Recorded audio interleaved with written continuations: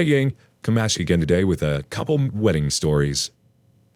First up, BridemaidZilla ruins a 12-year friendship over a speech. This happened at a wedding I attended, and it's honestly so ridiculous you'd think it happened in a movie. But it was real and cringeworthy, but also hilarious, so I'm sharing it with y'all. My friend was getting married to the love of her life and had one of her best friends be a bridesmaid in the wedding. They had been best friends for 12 years, and both of them were in my friend group, so I've witnessed their relationship up close. The bridesmaid is a girl who we always say lives in her own head, with no idea how the real world works. Very spoiled. At 32, she still lived at home and her parents paid all her bills. She then suggested they move out of the house so her and her boyfriend could live together in the nice house. Somehow, they agreed, so they bought themselves a condo and continued to pay for their daughter to live in their house. She is still in school working on a degree that should have taken her 2 years, but she's on year 7 of it. Constantly complaining about having group projects that don't go well, but it's always her partner's fault. Common denominator, baby. If every single person you've worked with has issues, it's most likely you're the one that's hard to work with. And knowing her, I can tell you that she is very hard to be around. Backstory aside, she's in the wedding. Leading up to the wedding, you could tell things weren't going well. I walked in on the bridesmaid cry, screaming at the bride about how she was trying to do something nice for the bride. I immediately walked out because it was ugly. Bride insisted she didn't want to talk about the bridesmaid leading up to the wedding, but after the disastrous speech, she let it all out. One of the big issues was the plan to get ready the day of the wedding. The bridesmaids suggested a makeup artist for the bride. It would then hire that makeup artist and her assistant to do the bride, mother bride, maid of honor, and 3 bridesmaids the morning of the wedding. Bride said the makeup artist would do her mother, and maid of honor, and the assistant would do the 3 bridesmaids. The bridesmaid then threw a fit because it was her makeup artist, so there was no way the assistant would be doing her. She needed to be done by the main artist, and she should go first. Bride tries to explain that it was the most important to do herself, her mother, and maid of honor. Drama ensues. The bride sits her down and tries to explain that her wedding day is about her. Every other day of their friendship is always about the bridesmaid, so she really needed to let her wedding day be about her. The message didn't really get through. Leading up to the wedding, the bridesmaid was insistent on doing a speech. The groom told the bride multiple times to just say no because he knew it wouldn't go well. But the bride caved because there was no saying no to the bridesmaid. Smart man he is. Speech time comes along, and it was a train wreck. The bridesmaid leads off with how they've been friends for 12 years, but it would have been longer. She had wanted to be friends with the bride long before that, but the bride was mean to her and would make fun of her with her other friends. She then said she knew they had to be friends when, one day, she asked the bride if her pants made her look fat, and the bride said yes. She knew that honesty was something she needed in life. To you, everyone wide-eyed and staring in disbelief, that you just paid to the bride to be a huge bitch. Bridesmaid goes on to talk about the 2 times her own boyfriend tried to break up with her. Those stories have nothing to do with the bride. She never even mentioned the bride. To top it off, her boyfriend was at the wedding, now totally red in the face. Spoiler alert, they're still together and now married. Unbelievable. The speech wrapped up with a well wish to the couple. She never turned any of her stories around to say anything nice about the bride, just shat on her in the first story and then talked about herself for the rest. Our entire table was sitting there in shock, trying to discreetly yell at her to stop talking and to sit down. It was hilarious but painful to watch. The next day, their friendship ended.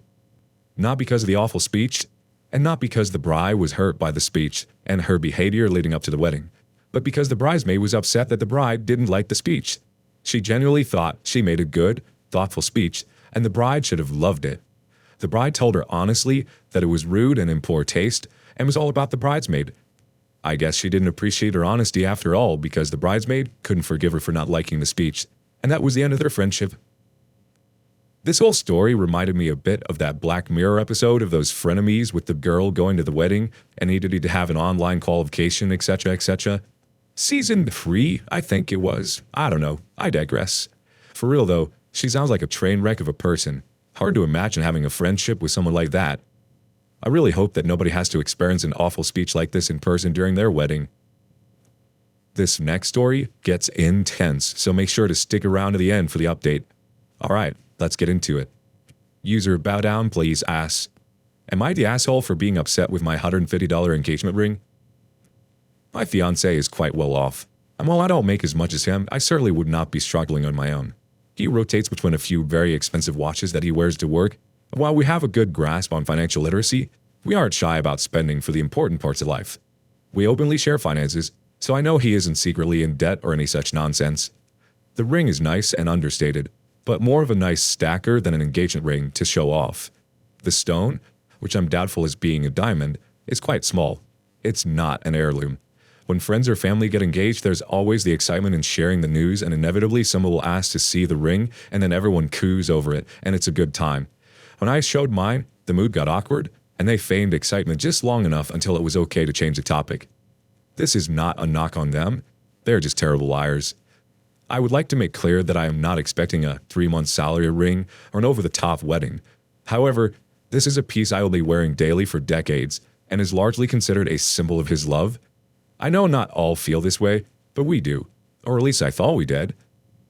But I really don't think I'm out of line for thinking of it as a long-term investment piece, given the amount of wear it will see and the sentimentality behind it.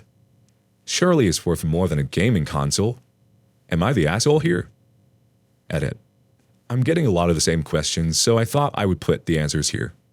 We had briefly talked about overall style, and he has access to my jewelry box to know the stuff I typically wear. As the price of the ring wasn't very important to me, the budget for it was never really discussed, which I see as a mistake now, but I didn't realize this could be a problem. Price is not important so much as I don't care if you spend $1,000 or $100,000 on it, but this ring looks cheap. It is not quality craftsmanship. The dampened excitement of showing off my ring was only a part of my post. The rest being that his drastic lowball on a piece I will be wearing every day for the rest of my life doesn't seem like the symbol of love one traditionally associates with engagement and wedding pieces. It's about having a very wealthy fiancé that invests more into the latest gaming console than he does a lifelong symbol of our love. To you, a ring might be just a ring, but unless otherwise discussed, it would be silly to assume it to be a throwaway item. In my culture, as well, the engagement ring is paired with the wedding band, not replaced. We share our finances, and I saw the charge of the bank statement. If he paid in cash as well, then he overpaid. Given that he has bought me more expensive jewelry in the past and sees what I wear on a regular basis, for him to lowball an important item, this much seems pretty far out of left field and not something I would have thought I would have needed to clarify with him, even if we had a longer conversation about it. Obviously, in hindsight, I should have. I think I'm more hurt with what it says to give your fiancé such a low-priced ring when money clearly isn't the issue than the fact that the ring itself was low budget. If we were worse off and $150 took an effort to save for, I would be over the moon at what he got me and shoving it in everyone's face. However, this is not remotely the case. He has gifted some diamond studs and other fine jewelry before and will splurge a bit if it's something for the both of us. For example, a surprise getaway weekend for the holiday.